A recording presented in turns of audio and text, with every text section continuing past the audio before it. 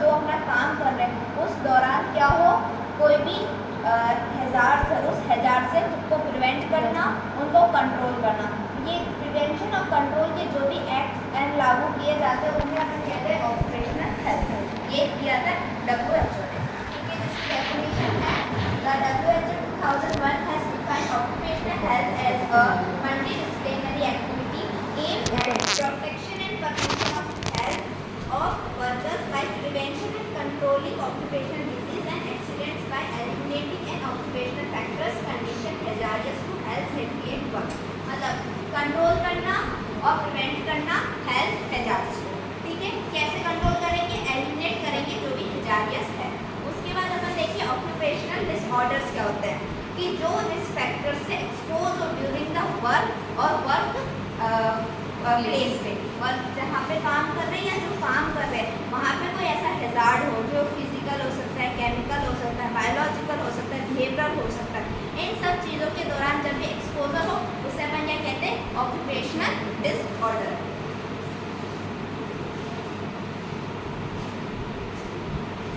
ठीक है, उसके बाद अपन देखते हैं कि ये कौन कौन से हैजार्डियस होते हैं, जैसे मैंने बताया फिजिकल, केमिकल और बिहेवियरल और बायोलॉजिकल। तो फिजिकल में कौन कौन से हो सकते हैं, हीट, नॉइज, रेडिएशन, जो भी फिजिकली हो।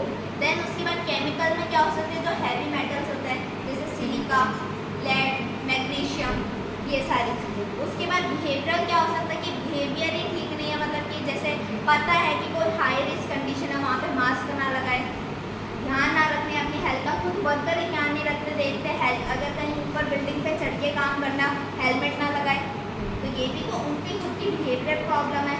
उसके बाद अपन बायोलॉजिकल देखते हैं, ऐसी जगह पे काम कर रहे हैं जहाँ पे स्पोर्ट्स हो, वो इनहेल कर ले, कोई भी बायोलॉजिकल मतलब लिविंग थिंग हो गई। अब लिविंग थिंग में भी कौन से माइक्रो ऑर्गेनिजम्स जो पैथोजेंस हो गए, फंजाई होती है, वायरसेस होते हैं, बैक्टीरिया, जैसे हेल्थ वर्कर्स होते हैं अपने हॉस्पिटल के अंदर, तो वो भी ऑक्यूपेशनल हैजार्ड्स के अंदर आता है, लेकिन इतना मेन नहीं है क्योंकि अपन कर रहे हैं कि फैक्ट्री के रिलेटेड क्या प्रॉब्लम हो रही है और दूसरा physical problem. Occupational hazards, occupational disorder में अपने वो भी साइकोलॉजिकल डिसऑर्डर भी आता है, लेकिन मेनली अपन यहाँ बात कर रहे हैं फिजिकल डिसऑर्डर्स की। तो जिसके अंदर आता है न्यूमोकॉनिकोसिस, एक मेन टर्म है, इसके अंदर 5 डिजीज आती है। तो सबसे पहले अपन देखते हैं न्यूमोकॉनिकोसिस। न्यूमोकॉनिकोसिस जो होती है ऑक्यूपेशनल लंग्स डिजीज है, जिसमें न्यूमोन मतलब होता है लंग, कॉनिकोसिस मतलब होता है डस्ट या पार्टिकल्स, मतलब कि ऐसी बीमारी जो डस्ट, पार्टिकल, मिनरल्स पार्टिकल्स की वजह से हो जो किसको इफेक्ट करे, लंग्स को, तो जिसे अपन कहेंगे न्यूमोकॉनिकोसिस।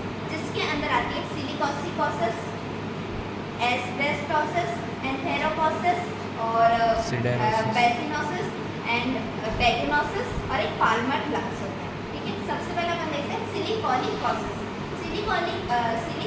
सिलिकोसिस जो होती है वो होते हैं इंटरस्टिशियल लंग डिसऑर्डर, जिसके अंदर क्या होते हैं प्रोग्रेसिव डिजीज होती है, मतलब धीरे धीरे ये बढ़ती है और जो क्या करती है इनक्यूरेबल होती है, इसका मतलब कोई इलाज नहीं है।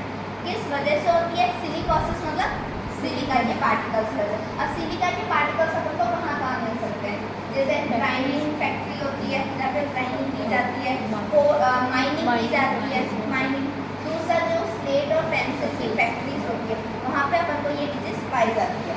इसके बाद इसके फिजिकल पैथोफिजियोलॉजी देखते हैं, जो सभी डिजीज की नॉर्मली सेम ही है। तो अपन मेनली देखते हैं कि कोई भी अपना इडियोलॉजिकल फैक्टर्स क्या हुआ है, इंडस्ट्री में काम कर रहे हैं, इंडस्ट्री में काम कर रहे हैं तो उसमें क्या हुआ एक्सपोज हो रहे हैं बार बार, सिलिका के पार्टिकल्स हो गए या हैवी मेटल्स हो गए, इन सबसे क्या हो रहा है बार बार एक्सपोज हो रहे हैं और डेली एक्सपोज हो रहे हैं। तो डेली एक्सपोज होंगे तो उनमें क्या होगी, लंग्स में वो जमा हो जाएंगे, लंग्स काम भी करेगा उसको हटाने का, मैक्रोफेज हो गया, म्यूकोसिलिएटिक जो सीलिया होता है वो उसको हटाएंगे, लेकिन वो धीरे धीरे उसको इतना हटा ही नहीं पाएगी क्योंकि वहाँ पे वो ब्लॉक हो जाएंगे और जिसकी वजह से प्रॉब्लम एक्सपोजर होगा तो जिसकी वजह से क्या होगा, लंग्स क्या हो जाएंगे फाइब्रोसिस होने लग जाएगा, फाइब्रोसिस हो जाएगा, डिस्ट्रक्शन होने लग जाएगा लंग्स का।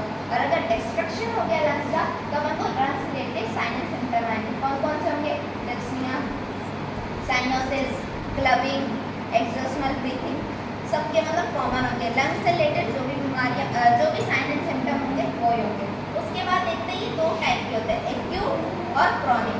एक्यूट जो होते हैं, जो एल्वियोलर डक्ट्स है उनके अंदर क्या हो जाएगा, ईसेनोफिल्स, क्योंकि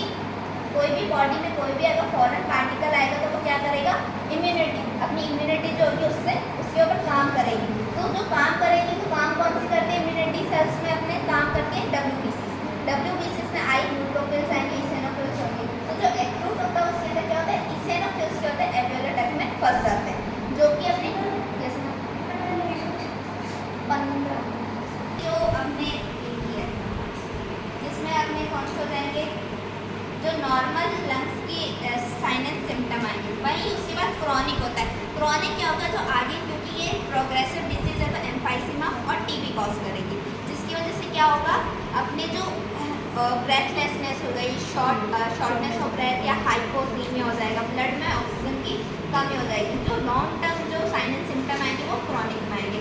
फिर इसकी डायग्नोसिस एवेल्यूएशन वही है, लंग्स के लिए हम क्या कर सकते हैं, सीटी स्कैन कर सकते हैं, हिस्ट्री कर सकते हैं, फिजिकल एग्जामिनेशन कर सकते हैं, स्पायरोमेट्री कर सकते हैं, ठीक है, ये इसकी नॉर्मल है। उसके बाद है इसका मैनेजमेंट। अब पहली बात वही है, प्रोग्रेसिव है, इनक्योरेबल है, तो इसका मेनली यही होगा कि जिस आदमी को या जिस वर्कर को ये हुई है तो उसको रीलोकेट कर दे, कहीं और पहुँचा दिया जाए, एक्सपोजर से कम कर दे। दूसरा इसमें क्रॉनिक के अंदर क्या हो सकता है, टीबी हो सकती है, तो टीबी के अपन लिए क्या करेंगे, एंटी ट्यूबरकुलोसिस ड्रग देंगे, ठीक है, एंटी ट्यूबरकुलोसिस ड्रग्स, ठीक है, हाँ, क्योंकि इसमें मेन कारण होता है कि क्योंकि वर्कर है तो स्मोकिंग भी करेंगे तो टीबी इसका मेन कॉम्प्लिकेशन होता ही होता है कि हाँ टीबी तो मेनली होगा ही होगा ज़्यादातर लोगों को।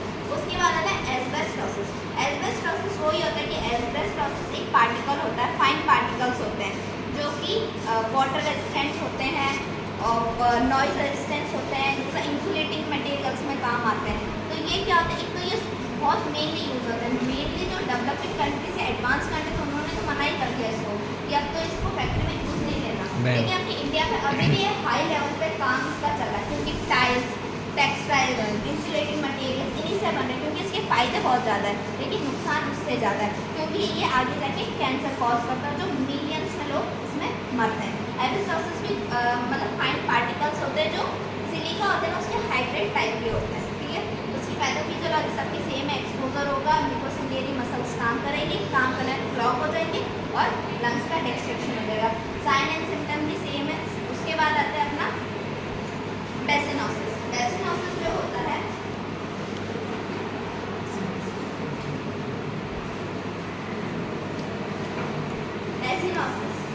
डेसिनोसिस जो होता है कि जो ऑक्यूपेशनल डस्ट, जो कॉटन, हेम जो होता है कैनेबिस सटाइवा, उसकी फसल के अंदर मिलता है।